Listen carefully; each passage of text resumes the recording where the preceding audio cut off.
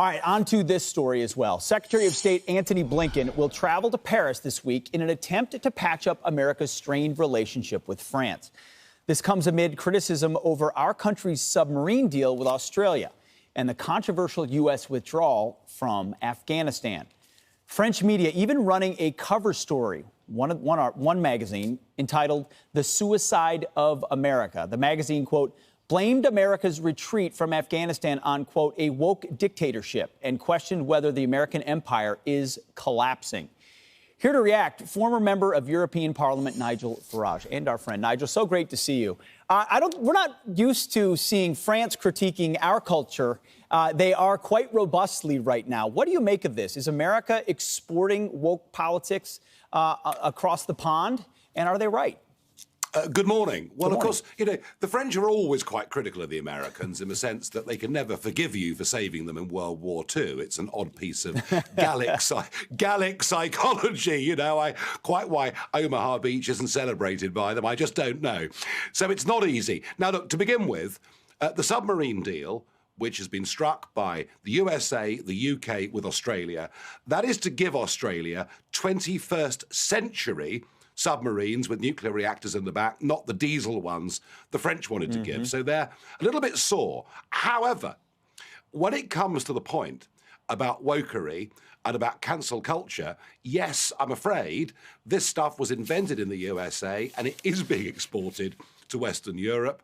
And the further criticism about, they're asking a question, is this the end of the American empire? Let's be frank about this.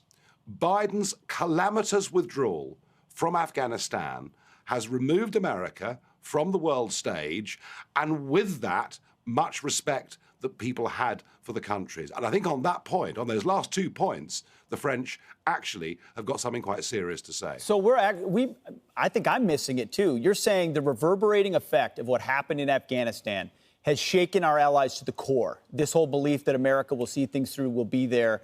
Yes. They said Donald Trump was going to blow up our alliances. Did it turn out Joe Biden did instead? Well, isn't that the point?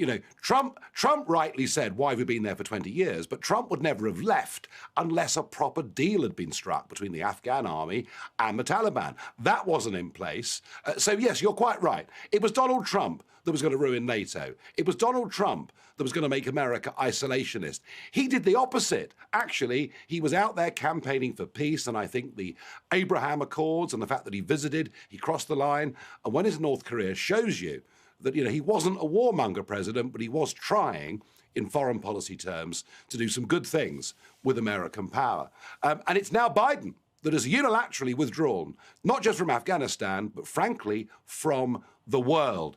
And I say this to you on the morning when we've learned that there was a very large incursion of communist Chinese jets over Taiwan yesterday. Yes. You can see the world is not in a great place, and we now don't have, under Biden's premiership, the leader that we so desperately, desperately need. So well said, Nigel. I guess the continent of Europe gave us socialism and we gave you wokeism right back. Sorry about that. I guess that's true. Nigel Farage, thank you for your time. Appreciate it. Always great to hear from you.